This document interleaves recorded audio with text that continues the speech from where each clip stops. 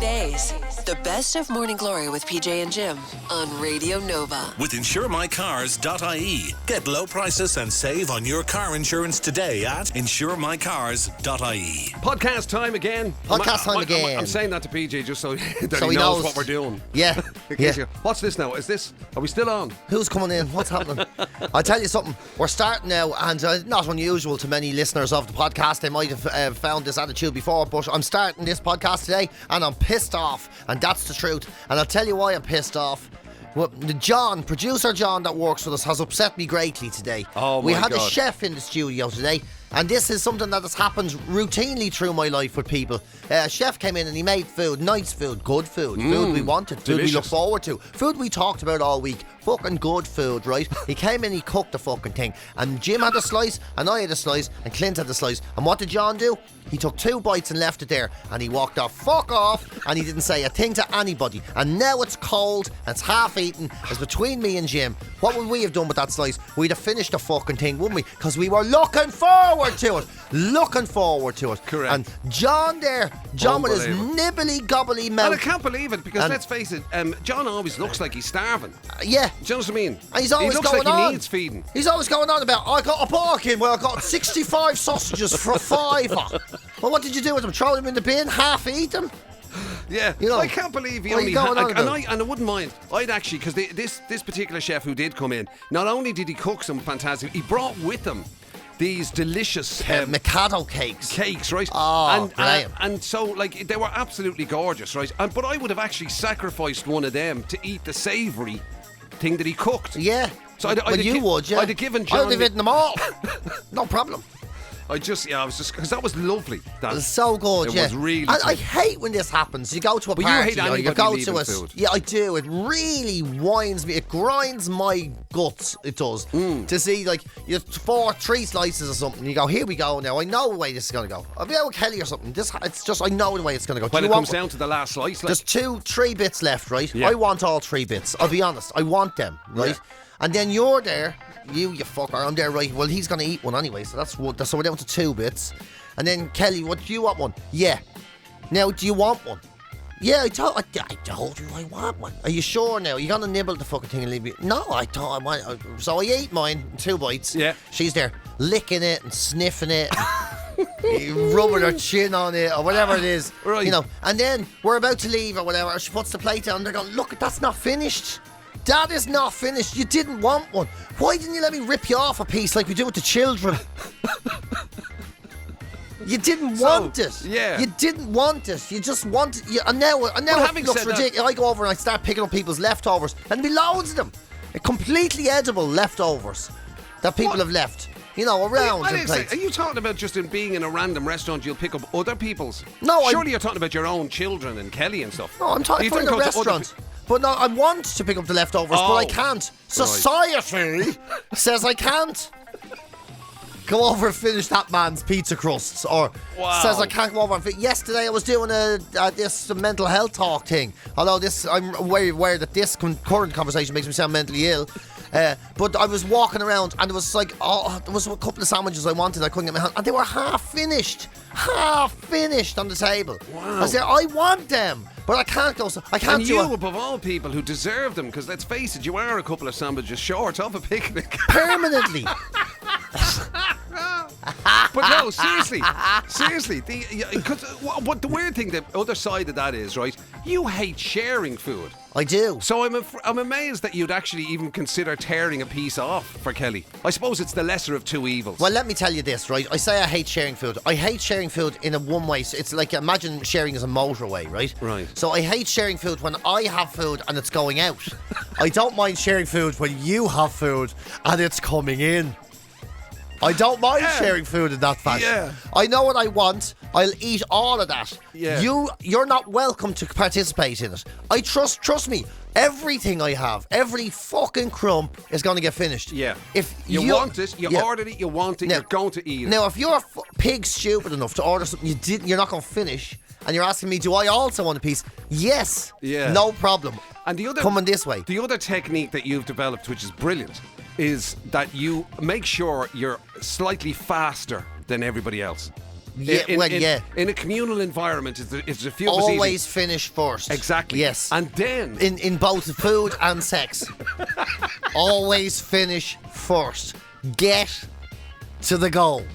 And then what you do is then you this. That doesn't mean you stop giving, but always you exert this slight pressure by looking at other people's food while they're still eating. Yeah, when they're all talking to each and other. then invariably somebody will go, "Do you want to try a piece of this?" Yes. Oh yeah, yes, you're not I do. finished. Yeah, we'll have some of that actually. Yeah. Yeah, we'll have some of that. It's brilliant. Yeah. It has to be seen to be believed. But it's been perfected, a technique that's been perfected over a few years. You should see me in the bedroom. Are you finished? Are you finished? Imagine. And where does it go? I mean, obviously everybody loves Scrub. If I was a swinger, I'd be the only person finished first and back at the cocktail sausages when everyone was still only getting started. Where, like, is that? It's not just about food wastage, is it? No, that's a part. That was the original motivation, and then I just realised I like lots of food. Right. And then I just realised I like all kinds of food, and then I realised there's never enough on one plate for me. So, But again, that's it. Social whatever dictates that you can't just turn around and order yourself 2 mains. Yeah, you can't turn around and say, yeah. Or say to the waiter, can you just take me, that plate, can I have their plate, please? Yeah. Just before you bring it back to the kitchen, will you just bring it by this table first, if you don't mind? Like I said, there is a waste element to it. Because, like, say, just, you get something I like the look of. Right. And I go, oh my God, are you going to eat all that? And you go, yeah. And I go, all right, okay. He's not sharing. Rude, but that's fine. And then, so I'll order one, and I'll get it, and I'll finish it all. Yeah. And then you'll have half finished yours, and I'm thinking, what a waste. You lie, you're a liar. You're a liar. I would have eaten that half and been happy. But you lied. But you lied. Because we were in the situation, remember, it wasn't far from here, we were getting breakfast, and you said you ordered wrong. I can't remember what I ordered or whatever, but you went, oh yeah. And whatever you got, it didn't quite match what you were expecting. Yeah, I lost. Right. Yeah. If ordering was a competition, you won. But it wasn't like you pushed it away. Oh no, I ate every bit of it. Yeah, it's nothing got to do with it.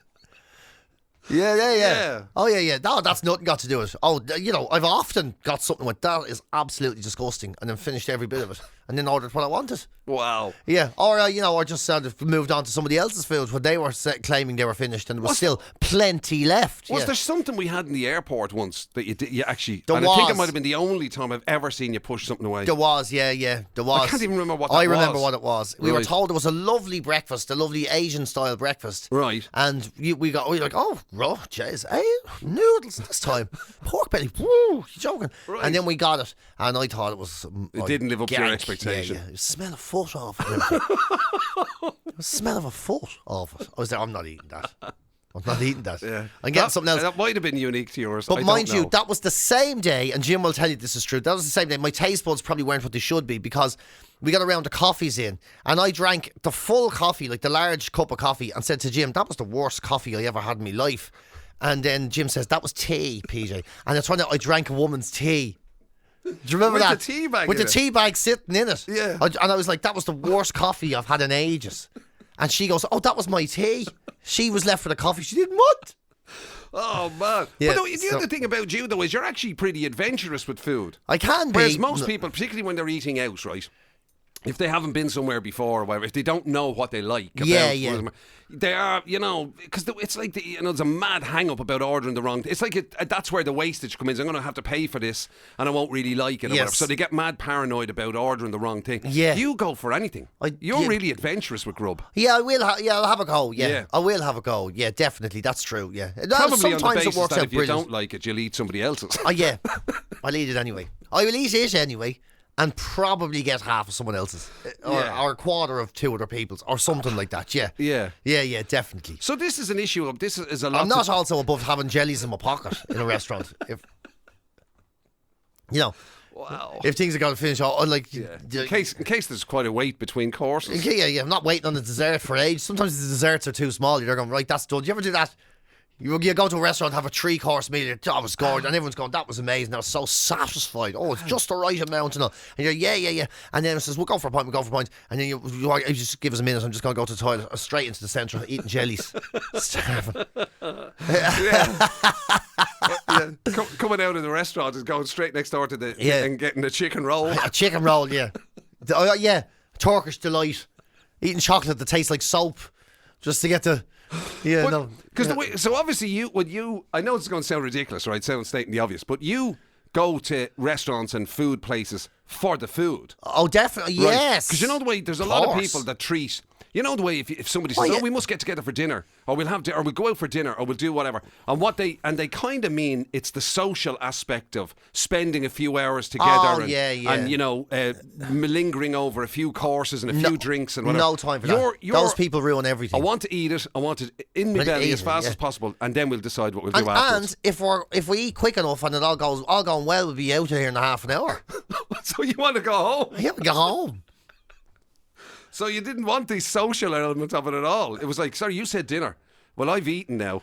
I know, but I thought maybe I meant dinner as in an evening together. Some of the best meals I've ever had out in restaurants. Yeah. There's been no one there but me. You know. Would you do that? Would you do a restaurant on your own? When I've travelled on my own and everything, yeah. Yeah. Yeah. Oh, yeah. They were great. I mean, I've done breakfasts on my own. You know, you go into a cafe or something and have yourself... Best ever, isn't it? Yeah. Best ever. To Jim, I'm going to give him some advice here, and you all know this is true. His missus is away at the moment. I'm going to give you some advice now, right? Right, okay. Go for a fucking fry, right? Straight after today. Yeah? Yeah. Straight after the show. When we finish this, go for a fry, right? Be like a holiday meal. Tell her none of your business. She has. Yeah. Well, no, she probably wouldn't object now if I went for a fry. Oh. I mean, she wouldn't object to me going for a full Irish. What would she object to? Oh, I tell you something. I'm not sure I'll be out in time, but if I did go for a McDonald's breakfast. Go for one of them now. Go for 2 of them. Go for 2. Are you joking? 2 McMuffins. If word got back, my life wouldn't be worth. If I went to McDonald's without her, Jim, I'm telling you, even if she's not in the country, I'm telling you, Jim, the guilt is a sauce. The guilt is a sauce. It puts zest in the food. Sitting there, and then go home, take off your jocks. Right? Take off your jocks. Is this still part of the food thing? Yeah, take off your jocks. Put a shirt and tie on and take off your pants. Stand there in your underpants and drink a can of beer walking around the house. And I swear to God, you'll feel free. Wow. You'll honestly... liberty. The liberty, yeah. Yeah. And start Embrace the guilt. Yeah, stand on the coffee table drinking beer, walking up and down it. Rubbing your feet in it now. Oh, yeah. Holding one of the leftover cold hash browns, eating it. Wah! Can't see me now, Yvonne, can you?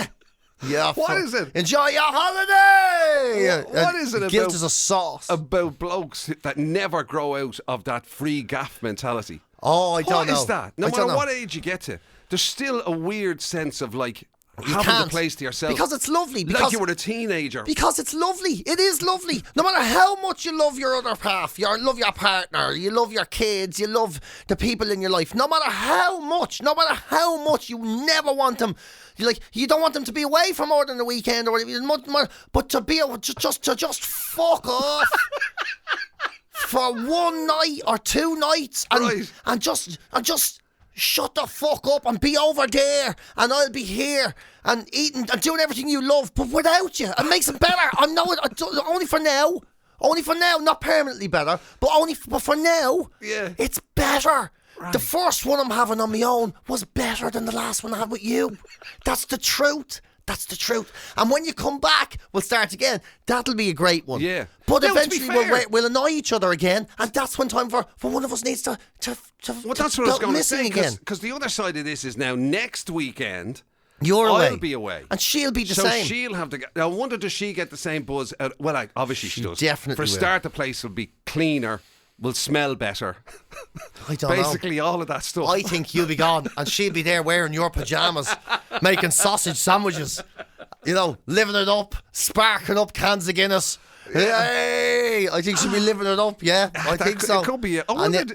They must. I mean, it must. You're right. Everybody must get it. Yeah, everybody definitely. Must get it. As you say, as much as you love your life and the people in it. Oh yeah. If you think she's not going to be as good as a rest. If you think she's not going to be on the phone to someone when you're gone saying, "I'm fucking delighted he's out my hair," at least once. You're mad. Yeah. You're mad. Mind you, to be fair to her, she says that while I'm in our company sometimes as well. I wish he just wasn't in the way all the time. You do know you're speaking out loud. Oh, shit. Sorry. I was talking about someone else. Anyway, right, well, whatever you're doing, try and do it on your own this weekend. Trust me. And if you do manage to do what PJ said, which is have a McDonald's breakfast, go home, put on a shirt and tie and take your pants off and drink a can of beer standing on a coffee table, will you send us a photograph, will you? Yeah. Oh, please send a picture, but blur out the wobbly bits. Yeah, exactly. Make sure there's no nudity. Well, wear underpants. That's allowed. I should have said. Underpants are necessary in case the doorbell rings. In the meantime, we'll get out here and leave you with some of the best bits from the show during the week. Enjoy. GloryDaze, the best of Morning Glory with PJ and Jim. With Get low prices and save on your car insurance today at If you're old enough, like PJ and myself sadly are, to remember there used to be phrases years ago, right, when the idea of going on holiday to somewhere abroad was still a relatively new concept. There used to be kind of phrases like deli belly and all that. Remember that? Yeah. That people would go abroad and they'd be trying food that they weren't used to. They drink the water by accident or whatever it might be, and they'd end up being, having a bit of a dodgy tummy. Well, things that go around, and come around, because now, apparently, the new phrase abroad is Brit belly. In Malaga, anyway, they're saying Brit belly. That's not our term, by the way, just so you're aware. But Malaga is taking a very firm stance on unruly behaviour from what they say is British tourists. And it seems this may be very well aimed at British tourists in particular. So they're saying, but there's new public signs up, and they're written in English, right? Yeah. And they feature the Union Jack flag on the signs. All right. So that seems like a very sort of directly addressed to if one it's the particular... Union Jack, that covers... Yeah. Very specific countries. You would think so. So tourists, they say, are reminded they must follow municipal bylaws or face fines of up to €750 for violations. And they're saying that it's to say dress completely, the sign says. Dress completely. Both on the street and in public places. Please always wear an upper garment out of respect and out of hygiene. So it's been branded Brit belly. The tourists are getting very upset by Brit belly, walking around topless, which I don't know. Tattoos of Newcastle or the Queen hanging off you as you're wandering around looking for ice cream and going, shall we go in here, love? And then you've got, sweat rolling down your armpits and all that sort of carry on. If we were to be really honest now, I think we know that it's probably more than just British people. But obviously we're not going to focus on that. Well, we've no proof of that, Jim. We've no proof of that. Yes, I'm sure no Irish person has ever walked around Malaga, topless without their T-shirt on or whatnot. Isn't it the only time ever Irish people don't get upset about being misidentified as British people? Yeah, is when it's stuff like this. Yeah. When it's bad behaviour abroad. You could hear them going, yes, we go home to him, we'll see if we get a pint of milk. Can they be wearing no clothes at all, pair of speedos? And you'd go, Brits, eh? Yeah. And they get the blame regardless. But this campaign does seem to be very focused, and they're saying they're going around inappropriate attire all over the place. They're littering, there's excessive noise, reckless use of e-scooters, which sounds more like Dublin people than anything else. Reckless use of e-scooters, and of course, Brit belly. It's, hanging around. You see, the reason it's kind of easy to believe is because, the stereotype of the football fan. And you mentioned Newcastle or whatever.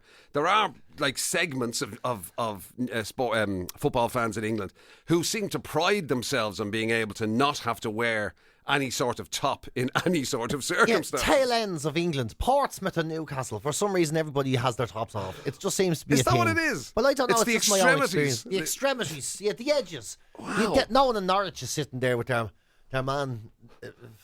That's okay. Out, yeah.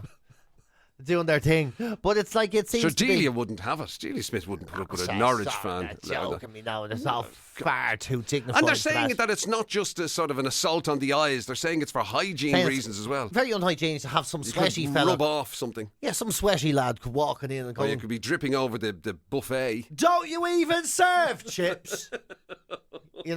I'm coming in ice cream. Do you have sausage flavoured ice cream or whatever it is? I don't know. Yeah. And they're getting all upset about it. There's been a big backlash against tourism in general around Spanish resorts over the last year.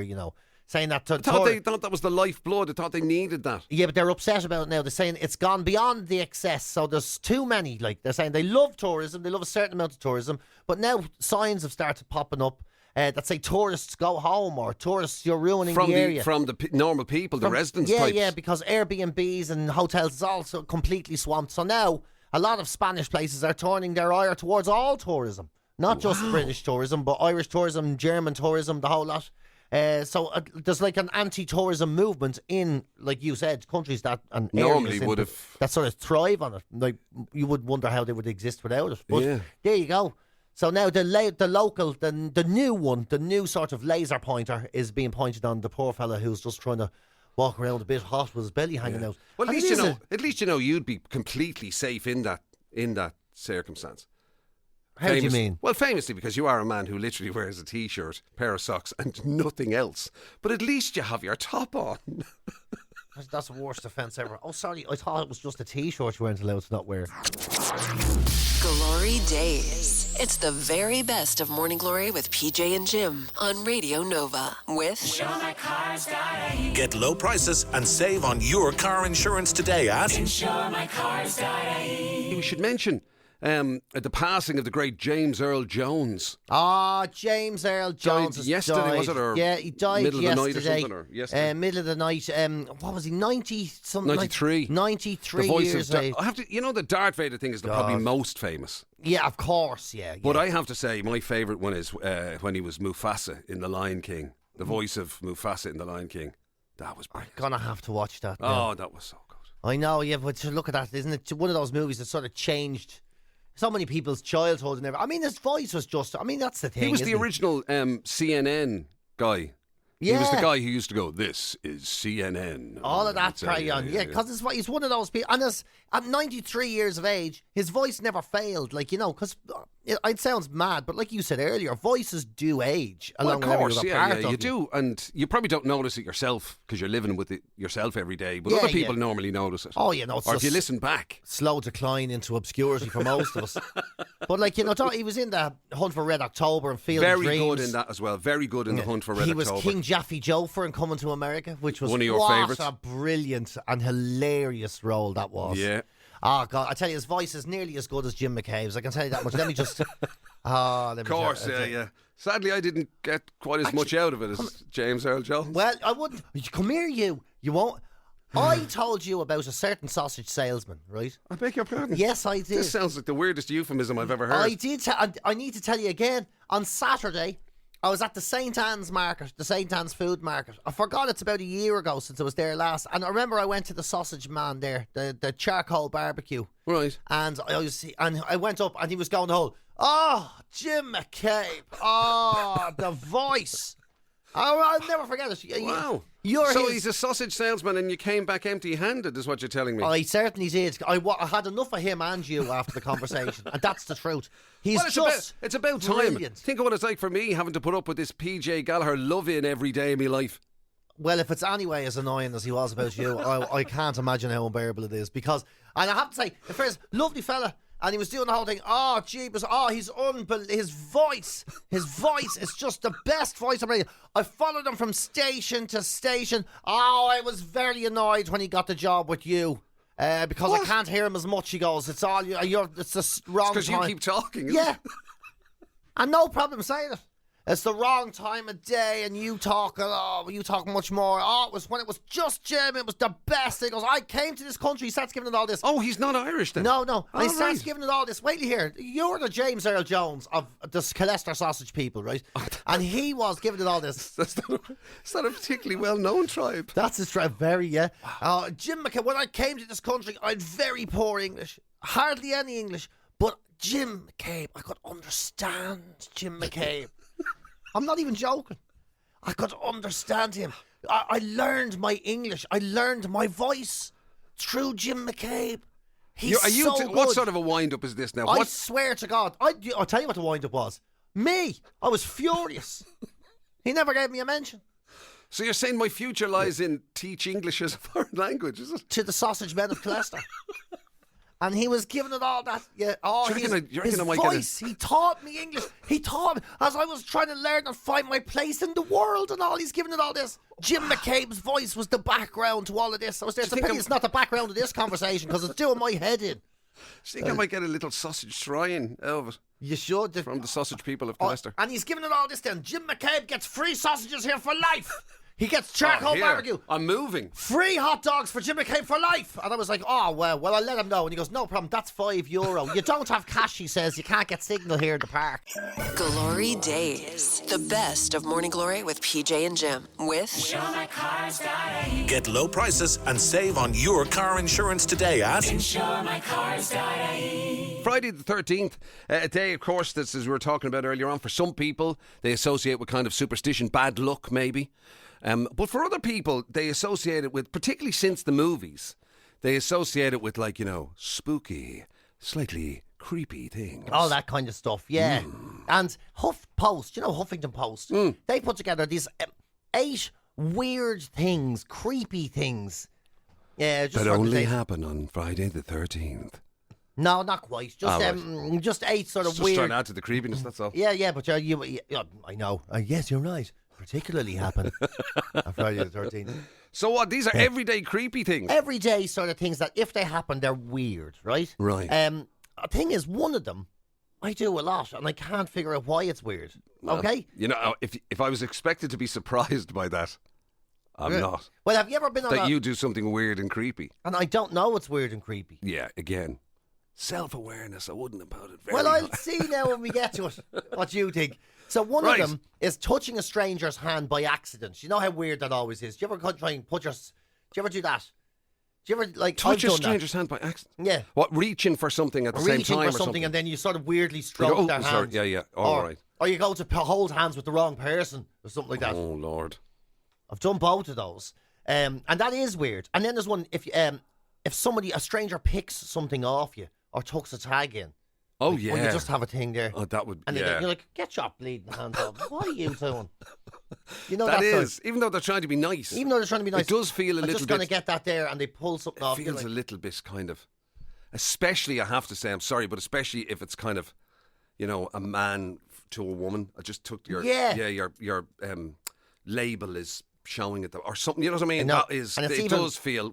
It is weird. Yeah. And especially if she meant to bring the sausage out on her shoulder.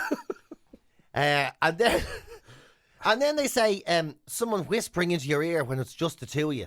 Well, that would be weird. It's never happened, but if someone came up and goes, how are you doing? What's wrong with you? Yeah. Well, to be honest with you, here. It's those people that actually should be broadened out to, you know, people who, the invading your personal space thing. Yes, again, and it is in it. There's plenty of room.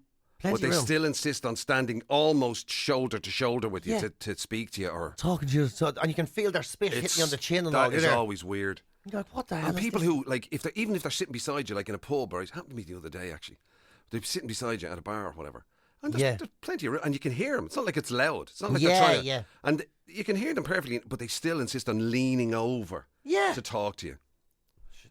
Don't do that anymore. That's Roundwood, you see. Everything's so cloak and dagger up there in the hills. You wouldn't know who you're talking to. Also, making eye contact with people in toilets. You know, direct eye contact. I have had that a bit weird. Yeah. You know, no one's saying anything. You're washing your hands, and the man looks around. You're washing your hands. He's washing his hands. And you're both going. Yeah. There is a weird moment in it. I do understand that. Okay. Yeah. Well, here's the one I don't get. Okay, so this is the one you do all the time that the rest of the world has decided is weird and creepy. Yeah. Okay. Paying for things in change. Why is that on the list? I will quite often pay for tolls and change. If I have a little bit of change left over and I'm buying a bar of chocolate or whatever, I'll pay for that. Well, first of all, I'm more amazed you have change. I've never seen you with money. I rarely do. Yeah. But I do. Everything is always off your phone or plastic or... Yeah. Or I pay for it. But if I have change, I use it. Or like that, get Jim to pay for it. Even if I have change, Jim is still paying for it most of the time. But no, I now sadly I have to agree with you now. I'm disappointed with that. I'm so happy with that. I was hoping that I'd be able to slag you. Weird? What's weird? I don't see anything weird about it. Paying with change. Yeah. What? I mean, are we talking like now here? Like that'll be 15.35. Okay, I'm going to give it to you in 5 cents pieces that I have here. That might be a bit weird. Maybe. I suppose. Yeah. But just having the change, surely that's a good thing. I suppose it depends. Like you said, what are you buying? If you're buying a towel and you have 160 in your pocket, you got 160. If you're buying a machete for €16 and you have it, for it in five. and you have it random kind of 50, 10, 50, what are you doing with this machete? Fishing. Like, I don't believe you. Glory Days. It's the very best of Morning Glory with PJ and Jim on Radio Nova with InsureMyCars.ie. Get low prices and save on your car insurance today at InsureMyCars.ie. John Bon Jovi saved somebody's life. He's a hero. He's an actual bona fide hero. Let's just be clear here. This is not one of those stories where, somebody says, oh, my God, your music just got me through such a tough time. All right. This is not one of those things. No, this is real life. The man saved another person's life. He was already a shining star in the music fraternity. Now the man, literally, he can polish his halo. Because he's actually saved somebody's life. Yeah, honestly, police have released the footage and everything of it happening. Happened Tuesday night. The rock legend, he was in Nashville shooting a music video. I don't know who watches music videos anymore, but he was shooting a music video. And he was on this bridge, the John Seigel Tower Bridge or something it's called. And he saw a woman on the bridge and he realised that she was in bad need. That, might be the last thing she ever did. She was looking to jump. She was a potential jumper from the bridge.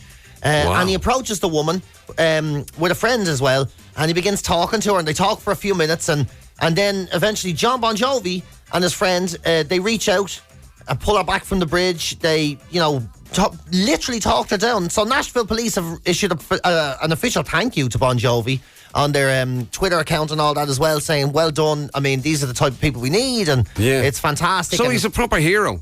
Yeah, he really is. You get really medals and stuff for that now? You can do, yeah. I suppose. I bet the city will, because of who he is Honour too. him. And it shines a great light on mental health and mental illness and all that as well. I bet you they will give him something. Good for you, John Bon Jovi. Good for you, John Not Bon just a Jovi. fantastic singer of great songs and an actor in Ally McBeal or whatever it was that you were in. Imagine your woman now when she's getting care and everything. She'll be sitting there with her therapist. Her therapist will be like, what happens to John Bon Jovi? Say, she go, now come on. Yeah. If you're not going to take this seriously. Is this one of your things? Is this, no, we need to be in reality here. I'm telling you, John Bon Jovi saved my life. Yeah. Look, yeah.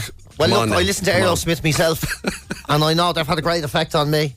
No, you're not listening to me. But that is the weird one, isn't it? It's kind of, there'll be an awful lot of people who'll assume you're spoofing. Yeah, big time. If you come up with a world celebrity supposedly saved your life, you could kind of understand people being sceptical. I don't know. You nearly need to be holding the footage on your phone all the time. Yeah. Well, you'd end up doing something stupid. You go, oh yeah, did you? And tell me what happened. I suppose he walked up to you and he says, listen, come here, don't do it. I'll tell you about a friend of mine, right? Tommy, he used to work on the docks. And then the union went on strike. He was down on his luck. It was tough. So tough, he said. And then there's Mrs. Gina. She felt like running away. Of course. She cried, but Tommy whispered, he says, listen, it's okay. Yeah. Someday. Wow. We're living on a prayer is what we are, love. We're living on a prayer, Whatever works. Whatever works. And she'd be there going, are you serious? Yeah, Oh, I've had my bad times as well, Once I was shot in the heart by an ex-missus. I says, you're to blame. I says, you give love a bad name, I said. But I came through that. But I came through that. And now look at me. Shot down in a bed of row. Oh, no, that's the wrong song. I've mixed them up again.